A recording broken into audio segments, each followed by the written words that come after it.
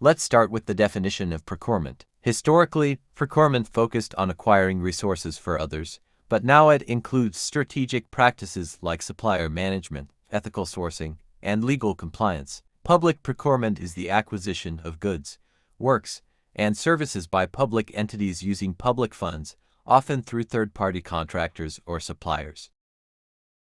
Pre-colonial procurement was informal and community-based, but under British colonial rule, it became centralized, unregulated, and geared toward serving colonial interests over local development. Gaining independence in 1960, Nigeria inherited an inefficient procurement system lacking legal frameworks, leading to politically influenced decisions, inflated costs, substandard projects, and mismanagement, especially during the oil boom. The return to democracy in 1999 ushered in procurement reforms, with the introduction of the due process policy in 2001 to enhance transparency and reduce corruption through competitive bidding and checks on public spending. The Public Procurement Act 2007 established structured and regulated procurement in Nigeria, emphasizing transparency, competition, and efficiency, with the Bureau of Public Procurement overseeing compliance and standardizing bidding and contract award processes. Since the enactment of the PPA, advancements such as e-procurement, sector-specific regulations, and training programs for procurement officers have strengthened practices, aligning Nigeria's procurement system with global standards through collaborations with organizations like the World Bank.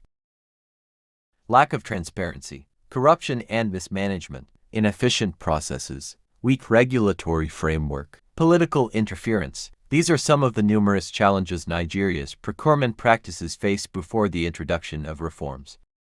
The procurement landscape in Nigeria is significantly influenced by multiple factors, with oil and gas being the most prominent sector. Here are some of those factors.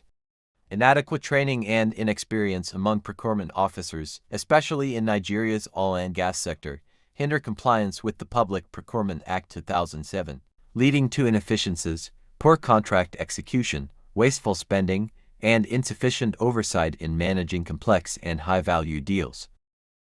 Poor risk management in Nigeria's oil and gas sector hampers procurement practices, leading to delays, financial losses, and unmet contract obligations, as insufficient mitigation of environmental, security, political, and price risks often results in cost overruns and project failures.